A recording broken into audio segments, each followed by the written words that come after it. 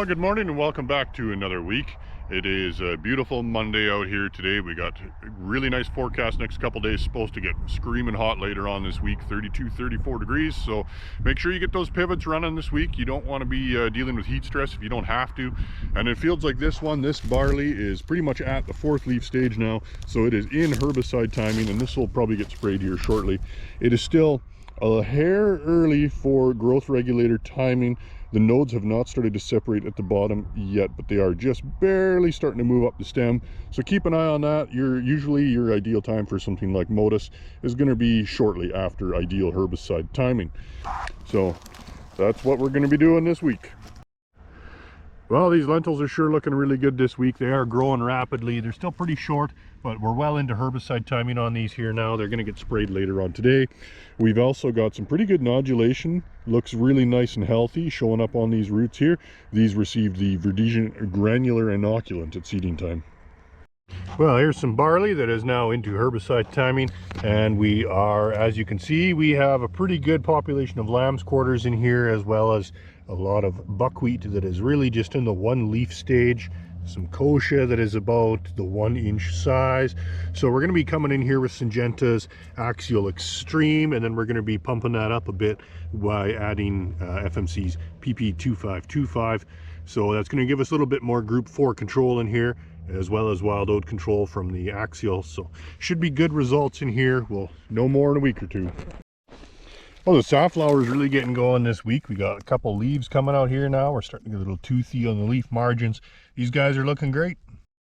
It really is quite amazing how quickly that moisture from last week basically disappeared here in this wheat. You know, we're at 3-leaf stage here, and you can see how little moisture is still in that root zone.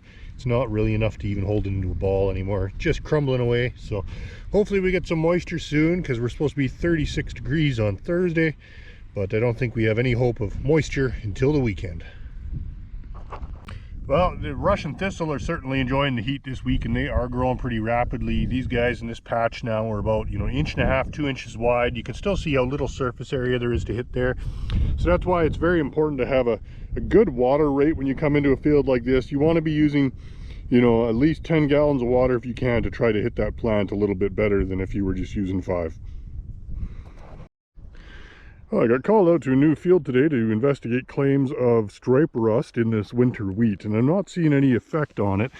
I am seeing a little bit of kind of a striping pattern on some of these leaves here. Some of the edges are kind of smashed up.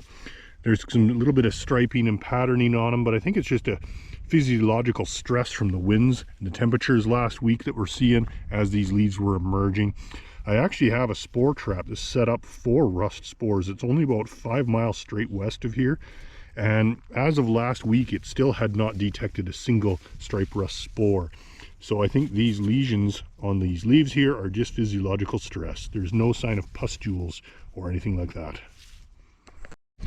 Well, the lentils down here by McGrath are looking really good this week. Some of these guys are getting up to the 7th node now, so definitely doing really well. And they have been sprayed, so we should start seeing some effect on the weeds here in the next few days. Well, the canola down here by McGrath is looking really good too. We got excellent stand. There's some nice rows forming here, and as you can see, unfortunately, there is some pretty big patches of wild oats. And we are into herbicide timing now, as you can see by these sprayer tracks, so that is good. Hopefully these wild oats will get under control here in the next few days. And don't forget to add your interlock to prevent drift, and ATP relief to avoid the herbicide hangover.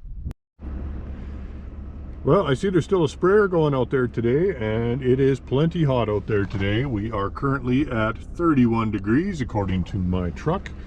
So at 31 degrees, in all likelihood, the weeds have pretty much shut down their metabolism for the day until it cools off, so they probably won't be taking in much herbicide, as well as you actually stand increased chance of basically getting surfactant burn on your own crops when the temperatures are like this. So if that's one of you guys out there that's watching this video, be careful. Well, this corn by Lethbridge is certainly looking good compared to last week. There is still the odd little yellow leaf tip here and there, but it's basically grown out, and there's 2 new leaves have come out in the last week. So things are looking really good. And looking down the rows, you can see nicely formed rows with good emergence. We do have some volunteer canola in here though, although the the flea beetles are trying to do their damnedest to keep that under control for us, which is awfully nice of them. But we're also going to try some Proliant in here. I got this from Ray at New Farm for a trial last week, and we're going to try that in here later on in the season. And this is basically gibberellic acid. It's going to stimulate a lot of top growth, and we're hoping to see a difference in the forage quantity that comes off of this silage. You know, one of the best things about being an agronomist is all the random farmyard dogs you get to meet. This one here by Lethbridge is always super happy, aren't you? Aren't you? Yeah? Oh, you want to play fetch? Alright, it's just a rock, but go get him. Well, here by Lethbridge, canola has been sprayed, so you can see that telltale bronzing on the leaves. You can kind of mitigate that a bit by using a higher than 10-gallon water rate. Lots of guys do 12. Somebody is very upset that I'm not playing fetch with them, apparently. Well, here's a good illustration of the importance of seed treatment in barley. This particular strip of barley here was kind of a mixed bag. There were some with seed treatment and some not to finish off the field. And you can see some of these ones without seed treatment, they've had some root pairing going on from root rot. So there's some brown unhealthy roots there, and the plants are basically putting out new healthy white roots to try to compensate for that. And as a consequence, some of them are quite far behind and delayed. You pull up the nicer looking ones that are right, you know, basically right beside them in some cases here.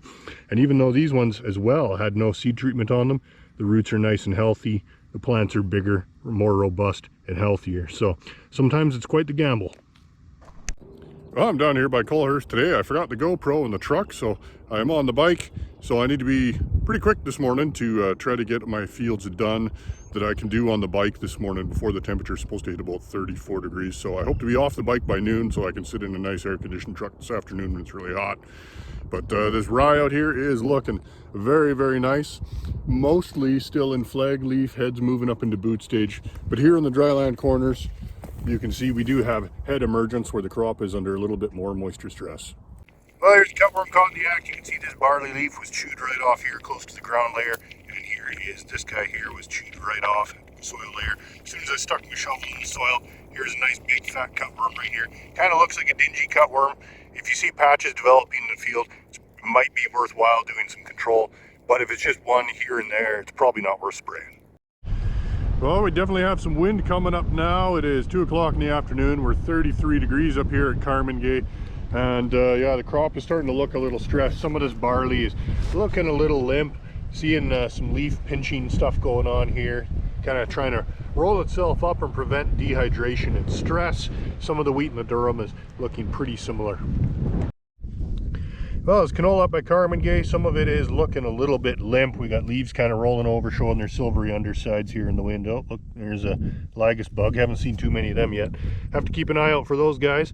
But there is still a little bit of in-soil moisture down here, so at least they are able to access some moisture. It's not completely powdery dry here yet, so that's going to help these guys kind of survive the next few days.